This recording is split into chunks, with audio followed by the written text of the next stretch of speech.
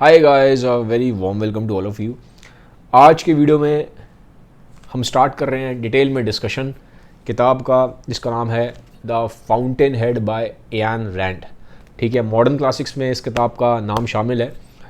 इस किताब के बैकग्राउंड के बारे में कि जो ऑथर क्या है, उसने किताब क्यों लिखी, उसके आसपास क्या कंडीशंस थे, अगर आप उनके बारे में समझना चाहते हैं, उतना डिटेल में जाना चाहते हैं, तो उसके ऊपर एक वीडियो मैंने बना दिया ऑलरेडी। उस वीडियो का लिंक यहाँ पे आ रहा है, वहाँ इसको क्लिक करके आप समझ सकते हैं किताब का बैकग्राउंड क्या है और ऑथर का बैकग्राउंड क्या है। तो आज की वीडियो में हम कहानी की स्टार्ट कर रहे हैं, कहानी के हम डेप्थ में जाएंगे। ठीक है, अब कहानी की शुरुआत होती है और उसमें हमें मालूम पड़ता है कि एक कैरेक्टर है जिसके अराउंड ही पूरी कहानी चलेगी, जिसका नाम है हॉवर्ड रॉर्क। ठीक है, सिंप्लिसिटी के लिए हम इसको रॉर्क बोलेंगे खाली। अब ये जो रॉर्क है ये अमेरिका में कैलिफोर्निया स्टेट की एक यूनिवर्सिटी में पढ़ता है, यूनिवर्सिटी ऑफ स्टैंटन। वहाँ पे ये पढ़ाई कर रहा है आर्किटेक्चर की। ठीक है, तो आर्किटेक्ट बनना चाहता था ये। बिल्डिंग्स का जो स्ट्रक्चर की डिज़ाइनिंग होती है, प्लानिंग होती है, ये सारा काम आर्किटेक्ट करते हैं। तो 3rd ईयर्स का ख़त्म हो जाता है, 4 साल की पढ़ाई होती है, समझ लीजिए पूरी इंजीनियरिंग है 4 साल की। तो 3 साल की पढ़ाई से ख़त्म हो जाती है। एक दिन इसको डीन बुलाते हैं कॉलेज के। डीन कहते हैं भाई तुम आओ, रॉर्क आओ हमारे पास। तो रॉर्क चला जाता है।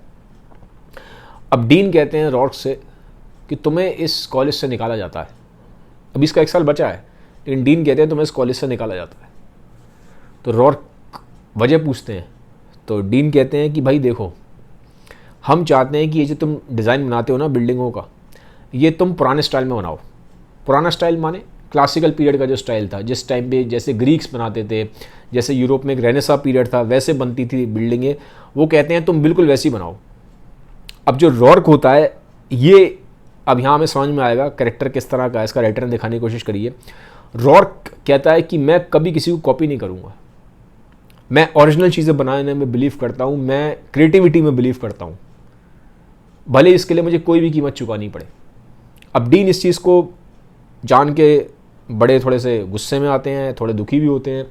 वो कहते हैं, दुखी इसलिए होते हैं क्योंकि वो कहते हैं तुम्हारे अंदर पोटेंशियल बहुत है रॉर्क, तो ये तुम अपनी ज़िद के चक्कर में, अपनी सनक के चक्कर में ना अपना करियर और अपनी ज़िंदगी बर्बाद कर लोगे। बट रॉर्क टस से मस नहीं होता। तो हमें यहाँ पे ये देखने को मिलता है जो रॉर्क है बड़ा ही एक इंटीग्रिटी वाला आदमी है। इसकी लाइफ में ये चीज़ बहुत मैटर करती है कि जो उसके असूल हैं उससे ये टस से मस नहीं होगा। इसके असूल क्या है? इसके असूल है कि मैं जो चीज़ बनाऊंगा एकदम ओरिजिनल बनाऊंगा, एकदम यूनिक बनाऊंगा, एकदम क्रिएटिव बनाऊंगा। जो मेरे अंदर से आती है मैं वही बनाऊंगा, और इसके लिए मुझे कोई भी कीमत चुकानी पड़े मैं उस कीमत को चुकाने को तैयार हूँ। डीन कहता है कि तुम्हें पुराने वाले जो स्ट्रक्चर्स हैं उनको कॉपी करना पड़ेगा, वैसे ही बनाना पड़ेगा जैसे पास्ट में हुआ है। वो कहता है मैं पास्ट के हिसाब से नहीं बनाऊंगा, मैं एकदम नया बनाऊंगा, ओरिजिनल बनाऊंगा, क्रिएटिव बनाऊंगा, मैं कॉपी कैट नहीं हूं, मैं कॉपी नहीं करूंगा। इस बात पे बहस हो जाती है और डीन कहते हैं कि तुम छोड़ो कॉलेज। वो कहता है ठीक है छोड़ दूंगा, क्योंकि यहाँ पे हमें दिखाई देगा। अब देखो, मैंने आपको पहले ही बताया था पुराने वीडियो में, पिछले वीडियो में, बैकग्राउंड में, कि जो राइटर है उसकी लाइफ में 2 चीज़ें बहुत इंपॉर्टेंट है और ये बार बार इस रॉर्क कैरेक्टर के थ्रू दिखाई देंगी। पहला, इंडिविजुअलिटी। तो रॉक अपने आप में बिलीव करता है, एज एन इंडिविजुअल अपनी पावर्स में बिलीव करता है। उससे इससे कुछ फर्क नहीं पड़ता कि दुनिया उसको वैलिडेट करती है कि नहीं करती है, दुनिया उसके बातों को, उसके काम को अप्रिशिएट करती है नहीं करती है, इससे रॉक को फर्क नहीं पड़ता। वो अपनी इंडिविजुअलिटी में बिलीव करता है, पहली चीज। Second, integrity. चाहे कोई भी कीमत चुकानी पड़े वो कीमत चुकाने को तैयार। उसको निकाल दिया गया कॉलेज से, 3 साल की पढ़ाई, उसकी कोई डिग्री मिलेगी नहीं, उसको सब बर्बाद हो गया, बट वो तैयार है और इसको फर्क ही नहीं पड़ता। एक चीज और है, ये बहुत इंडिफरेंट रहता है, न्यूट्रल। और इससे क्या होगा हम देखेंगे, बार बार जो लोग इससे सामने आते हैं, इसको फेस करते हैं, उन्हें बड़ी तकलीफ होती है। तकलीफ क्यों होती है? देखो यहाँ साइकोलॉजी मालूम पड़ रही है। अगर मैं आपको तारीफें करूं तो आपको खुशी होगी, और अगर मैं आपको हेट करूं या मैं अगर आपसे गलत तरीके से व्यवहार करूं तो भी एटलीस्ट मैं आपको रिस्पॉन्ड तो कर रहा हूं। बट रॉर्क लोगों को रिस्पॉन्ड नहीं करता, इंडिफरेंट रहता है, न्यूट्रल रहता है। ना वो लोगों की बातों से बहुत खुश हो रहा है, हवा में उड़ रहा है तारीफों से, और ना ही जब लोग इसको उल्टा सीधा कहते हैं तो एकदम से गुस्से में आ रहा है या अपना टेम्परामेंट लूज करता है। ये एकदम इंडिफरेंट रहता है। इससे लोगों को बड़ी तकलीफ होती है कि यार कम से कम रिस्पॉन्ड तो करो तुम, क्योंकि इससे बहुत तकलीफ होती है। सामने वाला अगर आपकी बात पर रिस्पॉन्ड ना करे ना, भले ही वो हेट करे आपको, आप हेट लेने को तैयार हो, बट सामने वाला रिस्पॉन्ड ना करे आपको, इस समय बड़ी तकलीफ हो जाती है। इस सामने वाले ने हमें रिस्पॉन्ड क्यों नहीं किया? भले ही हमें यार वो कुछ भी करे, रिस्पॉन्ड तो करे, भले ही हमें हेट करे पर रिस्पॉन्ड करे। वो बिल्कुल अगर आदमी इंडिफरेंट हो जाए ना, तो इस चीज़ से हमें बहुत तकलीफ होती है। और रॉर्क ऐसे ही करता था, उसे एक्चुअली उसे फ़र्क ही नहीं पड़ता था कि लोग जो आसपास हैं वो क्या कह रहे हैं क्या नहीं कह रहे हैं। वो अपनी ही मस्ती में मस्त रहता था। वो दुनिया की वैलिडेशन को सीख नहीं कर रहा, एकदम ओरिजिनल और एकदम क्रिएटिव बंदा है, ठीक है। बट ये भी दिखाई दे रहा है, एक चीज़ दिखाई देगी बार बार, कि वो प्रैक्टिकल नहीं है, क्योंकि प्रैक्टिकल वर्ल्ड में तो दुनिया से चलती नहीं है। प्रैक्टिकल वर्ल्ड में तो हमें लोगों के साथ कोऑर्डिनेट करके रहना पड़ता है, हमें कोऑपरेट करके रहना पड़ता है, और उसके लिए बहुत बार आपको झुकना भी पड़ता है, ठीक है। प्रैक्टिकल वर्ल्ड तो ऐसे ही चलता है, लेकिन ये प्रैक्टिकल नहीं है। बिल्कुल देखने में लगेगा, जब मैंने ही पढ़ा मुझे लगा यार बड़ा ईगोइस्टिक आदमी है, अपने आप को बहुत वो समझ रहा है कि मैं पता नहीं कितना बड़ा हीरो हूँ, और एकदम बिल्कुल झुकता नहीं है, जरा सा भी फ्लेक्सिबल नहीं है, बिल्कुल भी ईगोइस्टिक लगेगा आपको, सनकी लगेगा, इस टाइप का लगेगा। जब मैंने पढ़ना स्टार्ट किया मुझे ऐसे ही लग रहा था कि यार ऐसा कौन होता है। ह्यूमंस तो आपस में कोऑपरेट करते हैं, हम सब सोशल बीइंग्स हैं, तभी हमारी सिविलाइजेशन यहाँ तक पहुँची है। बट रॉर्क ऐसा नहीं है। आपको स्टार्टिंग में लगेगा ऐसा कि सनकी है, बहुत ईगोइस्टिक है, लेकिन जैसे जैसे कहानी आगे जाएगी हमें और फिर समझ में आएगा कि ये ऐसा क्यों है, ठीक है। तो राइटर ने स्टार्टिंग में कैरेक्टर को थोड़ा सा एक मिस्ट्री क्रिएट करने की कोशिश भी करी है, क्योंकि आमतौर पर दुनिया में ऐसे कैरेक्टर्स होते नहीं हैं। और जब राइटर से पूछा भी क्या था ना बाद में इंटरव्यू में किताब के बारे में, तो उसने बोला था जो मैंने इस किताब में कैरेक्टर्स क्रिएट करे हैं वो ऐसे रियल वर्ल्ड में एग्जिस्ट करते नहीं है, बट मैं चाहती हूँ कि दुनिया ऐसी हो कि वहाँ पे ऐसे कैरेक्टर्स एग्जिस्ट करे। ये इयान रैंड का कहना था, ठीक है। जब उनसे पूछा गया कि आपने रॉर्क कैरेक्टर क्यों बनाया, क्योंकि ऐसे कैरेक्टर दुनिया में एग्जिस्ट नहीं करते, हमें फ्लेक्सिबल होना पड़ता है दुनिया के हिसाब से, ठीक है। लेकिन रॉर्क नहीं है, ठीक है, एडमेंट है, एकदम बिल्कुल ढीठ है, एकदम हिलेगा नहीं वो अपनी बात से। तो एक तो कैरेक्टर है रॉर्क का। अब एक दूसरे कैरेक्टर की एंट्री होगी, बाई कैरेक्टर्स को भी समझते हैं। फाइनल ईयर इसी कॉलेज का, ये जो स्टैंटन कॉलेज है जहाँ से रॉर्क को निकाला गया, इसी कॉलेज का एक फेयरवेल हो रहा है। फाइनल ईयर पूरा ख़त्म हो गया, फाइनल ईयर के बच्चे वहाँ पे इकट्ठे हैं 4th ईयर के, और वहाँ पे एक बच्चा पास आउट हुआ है जिसका नाम है केटिंग। अब उस फेयरवेल में उन्हीं के कॉलेज का एक स्टूडेंट आता है जिसका नाम है फ्रैंकन, ठीक है। और फ्रैंकन माना जाता है उस टाइम पे कि अमेरिका का सबसे बड़ी आर्किटेक्ट है। फ्रैंकन वहाँ पे स्पीच देने आता है, जैसे होता है ना कॉलेज के जो बेस्ट स्टूडेंट्स होते हैं फिर वो बाद में आते हैं स्पीच वगैरह देने के लिए, उनको बुलाया जाता है, ठीक है, एज अ चीफ गेस्ट बुलाया जाता है। तो उस तरह से वो चीफ गेस्ट की तरह आता है फ्रैंकन उसी कॉलेज में और स्पीच दे रहा होता है। और स्पीच में हमें मालूम पड़ता है वो ये बोलता है फ्रैंकन कि आपके कॉलेज से एक बच्चा पास आउट हुआ जिसका नाम है केटिंग। अब केटिंग रॉर्क के बिल्कुल अपोजिट है। इस कैरेक्टर का नाम ध्यान रखिएगा, केटिंग। दो बड़े सेंटर कैरेक्टर्स हैं, एक तो हॉवर्ड रॉर्क, दूसरा केटिंग। केटिंग फाइनल ईयर से पास आउट हुआ है, फ्रैंकन चीफ गेस्ट है, कॉलेज में आया हुआ है, स्पीच दे रहा है। वो कहता है भैया इस कॉलेज से एक बहुत बढ़िया बच्चा पास आउट हुआ है इस साल, बड़ा ही ब्रिलियंट बच्चा है जिसने टॉप किया है पूरे कॉलेज में, उसका नाम है केटिंग। और फ्रैंकन कहता है कि इसको मैं अपनी कंपनी में, उसकी कंपनी होती है, अमेरिका का नंबर 1 आर्किटेक्ट है, वो कहता है इसको मैं अपनी कंपनी में हायर कर लूँगा, ठीक है। तो बड़ी खुशी होती है, उसको माला वालाएँ पहनाई जाती हैं केटिंग को, जो बच्चा है, और तालियाँ वालियाँ बजती हैं, ठीक है, मेडल वेडल मिलते हैं, पेपर वेपर में नाम आता है, सब्जेक्ट आता है, केटिंग बड़ा खुश होता है। अब क्या होगा, कहानी जाएगी आगे कैसे जाएगी, रॉर्क और केटिंग ये चले जाएंगे कैलिफोर्निया से निकल के न्यूयॉर्क में, ठीक है, अमेरिका में न्यूयॉर्क में चले जाते हैं। अब ये न्यूयॉर्क में क्यों जाते हैं, ये जो केटिंग है ये तो ज्वाइन कर लेता है फ्रैंकन को, उसकी कंपनी को, ठीक है। और जब ये कंपनी ज्वाइन करता है फ्रैंकन की, तो उसको मालूम पड़ता है फ्रैंकन, जिसको अमेरिका का नंबर 1 आर्किटेक्ट माना जा रहा है, जिसको उसके कॉलेज में एज अ चीफ गेस्ट बुलाया गया, उसको मालूम पड़ता है रियलिटी में फ्रैंकन को भी कुछ नहीं आता। तो फ्रैंकन भी इधर उधर से टीपा टापी कर लेता है, इधर से कॉपी कर लिया, कभी इधर से कॉपी कर लिया, बना के एक डिज़ाइन तैयार कर देता है। खुद वो कुछ नहीं करता, उसको आता नहीं है इतना, ठीक है। उसने रखे हुए डिज़ाइनर अपने अंडर जो उसका काम कर रहे हैं, बट वो भी इधर उधर से सब कॉपी हो रहा है, ओरिजिनल कुछ नहीं है। तो ये चीज़ को रियलाइज़ होती है केटिंग को कि भाई जो फ्रैंकन है वो भी मेरी तरह ही एम्प्टी है, वो चीज़ को समझ जाता है। लेकिन दुनिया को लग रहा है कि यार फ्रैंकन तो नंबर 1 है अमेरिका का, उसको बहुत कुछ आता है, ये आता है, वो भी ऐसा है, ठीक है। तो उसको ये चीज़ समझ में आती है कि भैया फ्रैंकन ही मेरी तरह ही है, अंदर से वो भी एम्प्टी है, ये चीज़ दिखाई है। और काम ये कर रहा है फ्रैंकन के लिए, उसकी कंपनी में आ गया, वहाँ पे काम कर रहा है। अब दूसरी साइड रॉर्क को देख लेते हैं। रॉर्क भी न्यूयॉर्क गया है, इसको 3rd ईयर में निकाल दिया गया। ये ढूंढता है अपना बॉस एक कैमरॉन, ठीक है। अभी कैमरॉन कौन है? कैमरॉन एक टाइम पे अमेरिका का नंबर 1 आर्किटेक्ट था, नंबर 1 आर्किटेक्ट। बट कैमरॉन बिल्कुल रॉर्क की तरह है, ओरिजिनल आइडियाज बनाता था, हाईली क्रिएटिव, एकदम यूनिक। और ये भी इसको फर्क नहीं पड़ता कि दुनिया क्या कह रही है। और ये स्ट्रेट फॉरवर्ड आदमी था, बिल्कुल ब्लंट आदमी, ठीक है। साफ साफ बोल देता था क्लाइंट को। अगर इसके पास क्लाइंट आया, क्लाइंट कहता है ऐसे बनाओ, मुझे ये वाला बनाना है, मुझे ऐसा डिज़ाइन चाहिए, ये चाहिए, रॉर्क कहता था, ये कैमरॉन कहता था कुछ नहीं, मैं बिल्कुल ओरिजिनल बनाऊंगा। आप मेरे से बोलोगे ऐसा बनाना है, वैसा बनाना है, ये बनाना है, मैं ऐसा वैसा नहीं बनाऊंगा, मैं एकदम ओरिजिनल बनाऊंगा। आपको बनवाना है बनवाओ, नहीं बनवाना तो आप जाओ। अब लोगों को लगता था क्लाइंट को ये तो बड़ा रूड है, ये प्रैक्टिकल वर्ल्ड में ऐसे काम नहीं होता। बट प्रेजेंट में जो कैमरॉन है उसकी हालत ख़राब है। हालत ख़राब कैसे है? उसके पास पैसा नहीं है, क्योंकि काफ़ी रूड है और ये फ्लेक्सिबल नहीं है, तो क्लाइंट्स इसके पास आते नहीं हैं। पहली चीज़ ये है। दूसरा, ये अल्कोहल का बहुत सारा लेता है, ठीक है, लेकिन है ये ओरिजिनल और अंदर से बंदा ये स्ट्रांग है, ठीक है, अपने प्रिंसिपल्स वाला आदमी है, उसूलों वाला आदमी है। बाहर कितनी भी परेशानियां होंगी, लेकिन ये अपने जो उसके जो प्रिंसिपल्स हैं उनसे ये डेविएट नहीं होता। तो ऐसे ही बंदे के पास रॉर्क जाता है, क्योंकि रॉर्क जानता था इसके पास जो है चीज़ें वो किसी के पास नहीं है अमेरिका में, ठीक है।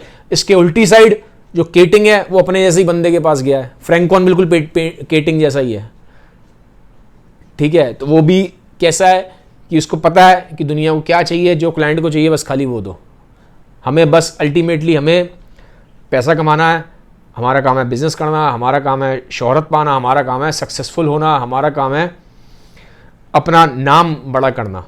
तो जो केटिंग है और जो फ्रैंकन है ये बिल्कुल एक जैसे हैं। तो केटिंग अपने जैसे बंदे को बॉस बना लेता है, वहाँ जाता है, और जो रॉर्क है वो कैमरॉन के पास जाता है, कैमरॉन उसके जैसा आदमी है। अब कहानी आगे जाती है, कुछ टाइम निकल जाता है, कुछ साल निकल जाते हैं। अब जो कैमरॉन है इसकी हालत और ख़राब हो जाती है, तो कैमरॉन की हालत ख़राब होती है, फाइनेंशियली और कमज़ोर हो जाता है, और ज़्यादा अल्कोहल पीना स्टार्ट कर देता है। तो जो रॉर्क है उसको भी काम नहीं मिलता, क्योंकि उसके साथ ही काम कर रहा था कैमरॉन के साथ। बट रॉर्क सीख बहुत कुछ जाता है, बहुत कुछ सीख जाता है, और वो सीखने ही आया था। बार बार कैमरॉन उसको बोलता है कि तू यहाँ से चला जा, तू यहाँ क्यों आया है रॉर्क, तू जानता है मेरे पास तुझे कुछ नहीं मिलेगा, ठीक है, पैसे के टर्म्स में कुछ नहीं मिलेगा।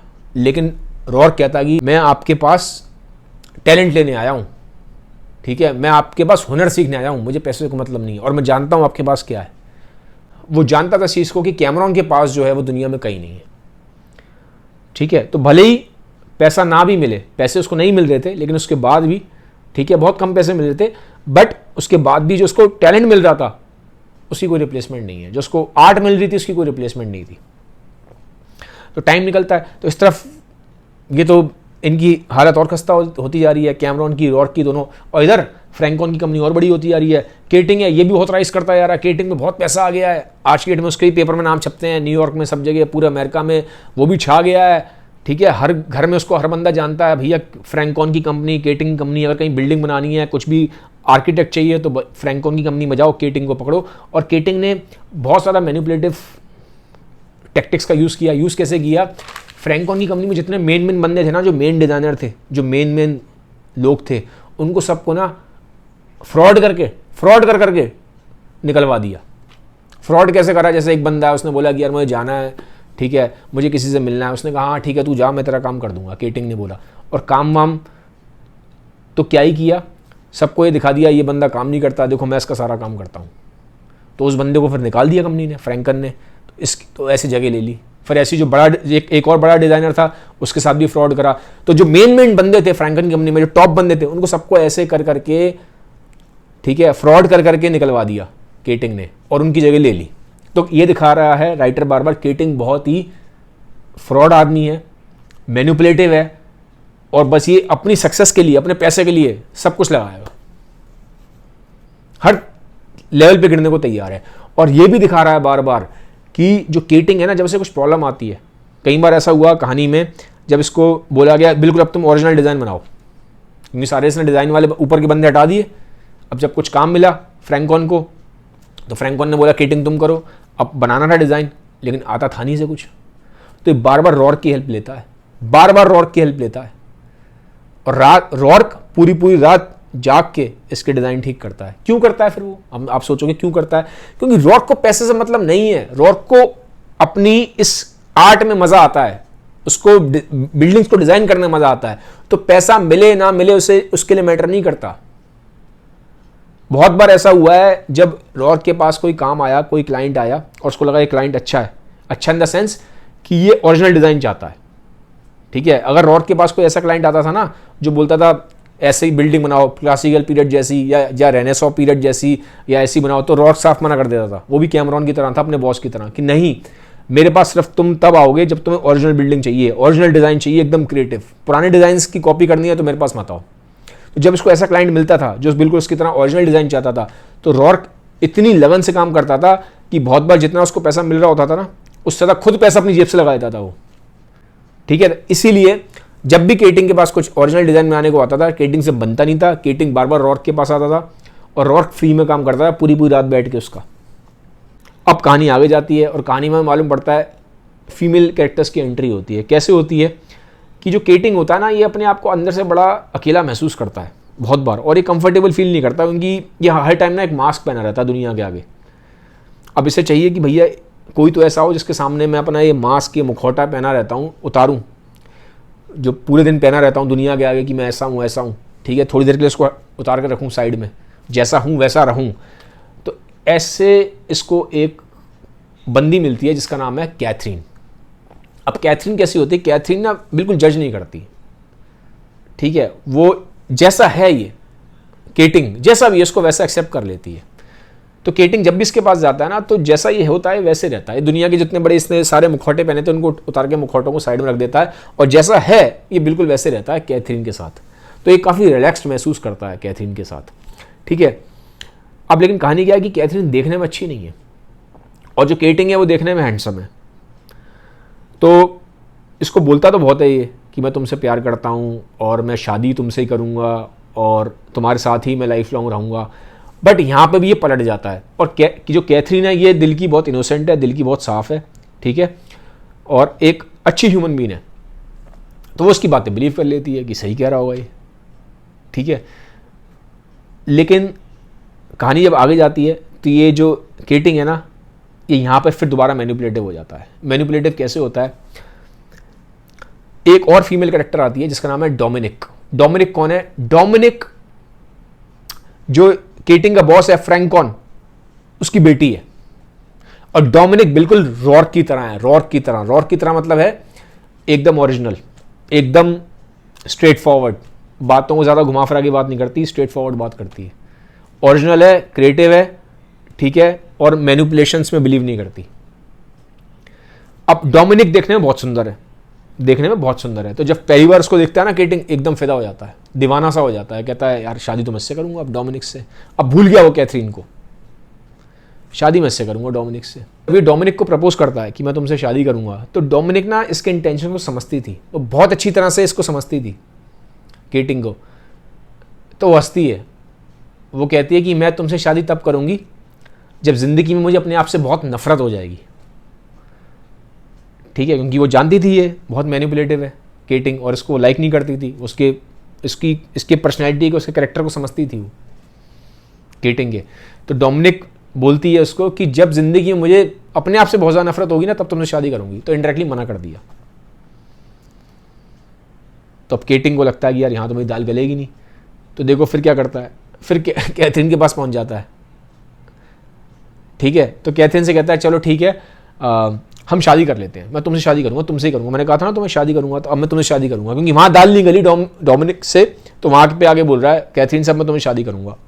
तो क्या ये बार बार उसके एक कैरेक्टर में केटिंग के एक हिपोक्रेसी दिखाई गई है और हाईली मैनिपुलेटिव है। जहाँ उसको लगता है कि भैया अपना काम बन रहा है, बस काम निकाल लो, जहाँ लग रहा है काम दाल नहीं गलेगी वहाँ से फिर वो साइड में हो लेता है, ठीक है। तो बहुत मैनिपुलेटिव है, बहुत मौका परस्त है, मौके के हिसाब से चलता है वो, ठीक है। अब कह तो देता है उससे शादी करनी है, बट इसको अंदर इन्हें पता टेंशन किस चीज़ की होती है। केटिंग अपने आप को बहुत हैंडसम समझता था, कैथरीन देखने में सुंदर नहीं थी। अब केटिंग जो है पूरे उस टाइम पे यूएस में फेमस हो गया था, फ्रैंकोन की कंपनी में काम करता था, बहुत पैसा कमा लिया, नाम कमा लिया, शोहरत कमा ली, तो शादी होती तो पेपर में आता, न्यूज़पेपर में। उसको उस चीज़ का एम्बेरसमेंट हो रहा था कि मैं इतना हैंडसम हूँ, मेरे साथ ये जो बंदी कैथरीन आएगी, ठीक है, शादी होगी तो छपेगी न्यूज़पेपर में क्योंकि फेमस बंदा है। तो उसको लगता था कि कहीं मुझे बड़ी एम्बेरसमेंट सी होगी यार, कि मैं इतना देखने में सुंदर हूँ और जो मेरी वाइफ है वो इतनी सुंदर नहीं है। तो मतलब ये दिखाया गया है कि वो सिर्फ और सिर्फ दुनिया के साथ चल रहा है, कि दुनिया उसको वैलिडेशन देगी, दुनिया को लगेगा ठीक लग रहा है तो ठीक लगेगा। डोमिनिक से शादी सिर्फ इसलिए करना चाहता था क्योंकि डोमिनिक सुंदर थी, और जब फोटो खिंचवाता तो दुनिया कहती वाह वाह वाह कितने सुंदर हैं आप और कितना सुंदर कपल है। पर अब दुनिया को लगेगा नहीं, दुनिया कह देगी अरे यार लड़का हैंडसम है, लड़की उतनी सुंदर नहीं है। तो अल्टीमेटली ये दूसरों के ओपिनियन से जी रहा है जिंदगी, इसका खुद का कोई स्टांस नहीं है, अंदर से खुद में खोखला है, बस दुनिया जो दुनिया कह रही है सब चलेगा, दुनिया जो कह रही है उस हिसाब से करियर चूज कर रहा है, दुनिया जो कह रही है उस हिसाब से काम कर रहा है, दुनिया जो कह रही है उस हिसाब से अपनी बंदी चूज कर रहा है, अपना खुद का कोई डिसीजन नहीं है, तो अंदर से खोखला है। तो एक हिपोक्रेसी दिखाई गई है केटिंग के उसमें कैरेक्टर में बहुत ज़्यादा। अब एक बार क्या होता है कि अमेरिका में कॉम्पिटिशन होता है कि जो बेस्ट पेंटिंग बना के देगा उसको इतने डॉलर का कुछ इनाम मिलेगा और उसको बहुत सारे प्राइजेस मिलेंगे, उसको एक तरीके से वर्ल्ड का बेस्ट आर्किटेक्ट माना जाएगा। अब उस कंपटीशन के लिए कुछ पेंटिंग्स बनानी थी और एकदम ओरिजिनल बनानी थी। अब केटिंग भाई साहब अंदर से तो उनको आता नहीं है कुछ, तो पहुंच जाते हैं रॉर्क के पास। रॉर्क इनकी हेल्प कर देते हैं क्योंकि रॉर्क को तो बस कोई भी पहुंच जाए, जब बात ओरिजिनलिटी की आती है तो रॉर्क को तो उस काम में मज़ा आता है, वो तो बिल्कुल दिल लगा देता है उस काम में, सब कुछ लगाने को तैयार है, अपना पैसा अपनी तरफ से लगाने को तैयार है, ठीक है। तो होता क्या है कि रॉर्क कहता है बिल्कुल मैं तुम्हारी हेल्प कर दूंगा, कोई दिक्कत नहीं है। रॉर्क उसकी हेल्प करता है। और अब देखो केटिंग कितना सेल्फिश है। बीच में क्या होता है, जब रॉर्क के पास काम नहीं होता तो थोड़े टाइम के लिए केटिंग की कंपनी में काम करता है, फ्रैंकन की कंपनी में।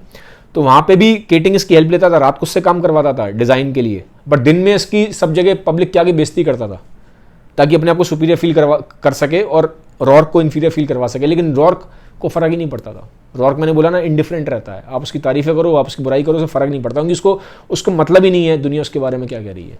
तो अब इसके पास पहुंचता है, रॉर्क के पास कहता है मुझे कंपटीशन होने वाला है, तुम मेरे लिए ड्राइंग बना दो, ओरिजिनल चाहिए, क्रिएटिव चाहिए। तो रॉर्क कहता है ठीक है, रॉर्क इसकी हेल्प करता है। तो इसकी ड्राइंग लेके पीटर जाता है और कंपटीशन जीत जाता है और उसको क्रेडिट भी नहीं देता, ठीक है। रॉर्क इससे मांगता भी नहीं क्रेडिट। रॉर्क कहता है मुझे आप क्रेडिट मत दो, मेरे को क्रेडिट की ज़रूरत भी नहीं है, मैं काम कर रहा हूँ, मुझे बस इसी मज़ा आ रहा है, मैं ओरिजिनल हूँ, मैं क्रिएटिव हूँ, मेरी इंटीग्रिटी मेंटेन है, बस यही चाहिए मुझे। बट केटिंग को तो दुनिया की शोहरत चाहिए, तो जीत जाता है और पूरी दुनिया में नाम हो जाता है, केटिंग नंबर 1 आर्किटेक्ट है वर्ल्ड का, ये है और वो है, इस तरीके से, ठीक है। बट धीरे धीरे हम ये भी देखोगे आप, जो इसके साथ जो रॉक के साथ जो बंदा होता है कैमरॉन, उसकी जो उसका बॉस होता है कैमरॉन, उससे रॉक ने सब सीखा, उसकी हालत और ज़्यादा ख़राब हो जाती है, ठीक है। वो डेथ बेड पे आ जाता है और जाते जाते वो एक बात बोलता है उससे, और बात बड़ी इमोशनल है, मुझे ही बड़ा वो लगा। वो बोलता है रॉक से कि रॉक अब मैं जा रहा हूँ, और पैसा उसने ज़्यादा कमाया नहीं था और दुनिया में लोग उसको ज़्यादा लाइक करते नहीं थे। एक टाइम पे बहुत बड़ा आदमी था वो, लेकिन वो अपनी इंटीग्रिटी पे मेंटेन रहा, झुका नहीं दुनिया के आगे। तो उसको फाइनेंशियल लॉसेस काफ़ी झेलने पड़े और एंड में उसके पास क्लाइंट्स भी नहीं थे। और अब उसकी जब डेथ होती है तो वो एक बात बोलता है रॉक को, वो बोलता है रॉक जब तुम मेरे पास सीखने आए थे तो मैंने तुम्हें कई बार ऐसा बोला था कि तुम चले जाओ, तुम मत सीखो, ठीक है, क्योंकि दुनिया ये बहुत अलग है, बहुत सेल्फिश है, तुम्हें यहाँ बहुत लोगों की बटरिंग करनी पड़ती है, तुम्हें जैसा दुनिया का कहती है उसके हिसाब से अपने आप को फ्लेक्सिबल करना पड़ता है, अपनी आत्मा को मारना पड़ता है, तब ये दुनिया तुम्हें सक्सेस देती है, तब ये दुनिया तुम्हें ऊपर उठाती है। यहाँ ओरिजिनलिटी और क्रिएटिविटी की कोई जगह नहीं है, ठीक है। तो रॉक, ये कैमरॉन ने बात रॉक को समझाई थी अपने एक्सपीरियंसेस के हिसाब से और बोला था तुम छोड़ दो ये पाथ, तुम वैसे ही बन जाओ जैसा दुनिया तुमसे चाहती है, तभी तुम नाम शोहरत पैसा कमा पाओगे, नहीं तो तुम्हारी मेरी ऐसी हालत होगी। ये क्या कि कैमरॉन ने इसको वार्न किया था जब ये रॉक पहले इसके पास आया था स्टार्टिंग में एज अ स्टूडेंट। बट जब ये मर रहा होता है कैमरॉन, तो एक बात बोलता है कि रॉक मैं आज जब मर रहा हूँ, वो जो बात तुम्हें मैंने स्टार्टिंग में बोली थी उसे भूल जाओ, मैं ये बोल रहा हूँ कि आज मर रहा हूँ, भले ही मैं इस हालत में मर रहा हूँ, फाइनेंशियली वीक था वो, ठीक है। फिर भी कहता है कि मैं अपनी ज़िंदगी में बहुत खुश हूँ, मैं सेटिस्फाइड हूँ, क्योंकि मैं अपने उसूलों पे खड़ा रहा, मैं अपने प्रिंसिपल्स पे खड़ा रहा। दुनिया भले ही मेरे बारे में कुछ भी बोले, ठीक है, दुनिया ने मुझे लाइक नहीं करा, दुनिया में मेरी बाहर बहुत बुराई भी हुई, ठीक है, बट वो कहता है कि मैं अपने उसूलों पे खड़ा रहा, ये मैटर करता है, मैं अपनी इंटीग्रिटी से नहीं हटा, ठीक है, तो मैं मरते टाइम बहुत सेटिस्फाइड हूँ, और इससे बड़ी कोई चीज़ नहीं होती ज़िंदगी में। वो कहता है मैं एक बहुत अच्छी ज़िंदगी जी के मर रहा हूँ, मुझे प्राउड है अपनी लाइफ पे, ठीक है। और वो कहता है कि तुम्हारे ऊपर अब एक जिम्मेदारी है, रॉर्क से कहता है कि मेरे जैसे जितने भी ओरिजिनल क्रिएटर्स हैं, जिसकी दुनिया परवाह नहीं करती, जितने भी ओरिजिनल क्रिएटर्स रहे हैं दुनिया में, ठीक है, अब उन सब की रिस्पॉन्सिबिलिटी तुम्हारे ऊपर है रॉर्क। तुम्हारे सामने बहुत बार ऐसी कंडीशंस आएंगी जब ये दुनिया तुम्हें झुकाएगी, जैसे मुझे झुकाने की कोशिश करी है, ठीक है, तो तुम पूरी ताकत से लड़ना, झुकना मत, ठीक है। जो मैंने तुम्हें सिखाया इस बात पे रहना, इंटीग्रिटी अपनी मेंटेन रखना, पैसे के आगे झुकना मत, बड़ी पावर्स के आगे झुकना मत, भले इसकी कोई भी कीमत तुम्हें चुकानी पड़े। ओरिजिनल रहना, क्रिएटिव रहना, अपनी इंटीग्रिटी मेंटेन रखना। दुनिया तुमसे लड़ेगी लेकिन खड़े रहना, ठीक है, क्योंकि तुम्हारे ऊपर खाली रिस्पॉन्सिबिलिटी अब तुम्हारी नहीं है। जितने भी पीछे पास में मेरे जैसे ओरिजिनल क्रिएटर्स हुए जिन्होंने सफर करा, ठीक है, क्योंकि दुनिया ने पास में बहुत बार ऐसा हुआ है जहां ओरिजिनल जो क्रिएटर्स थे, जो ब्रिलियंट माइंड्स थे, चाहे आर्ट की फील्ड में हो, चाहे साइंस की फील्ड में हो, चाहे इन्वेंटर्स हो, उन्होंने बहुत सफ़र करा है इस चीज़ से, ठीक है, दुनिया ने उनको ठीक से ट्रीट नहीं किया। तो वो कहता है कैमरॉन की एक तरीके से तुम उनको प्रेजेंट करोगे, एक तरफ दुनिया होगी जो दुनिया चाहती है, एक तरफ तुम होगे, और तुम प्रेजेंट कर रहे हो दुनिया के सारे ओरिजिनल क्रिएटर्स को, इन्वेंटर्स को, साइंटिस्ट को, ठीक है। तो झुकना मत, अगर तुम जीते दुनिया से तो ये हम सबकी जीत होगी, और हम सबको तुम एक तरीके से बहुत बड़ा ट्रिब्यूट पे करोगे। ये कह के कैमरॉन मर जाता है। यहाँ पे पार्ट 1 ख़त्म होता है किताब का, ठीक है। आगे मैं पार्ट 2 लेके आऊँगा। बाकी वीडियो अगर आपको अच्छा लगता है सबको शेयर जरूर कर दीजिएगा। Have a nice day, bye, take care.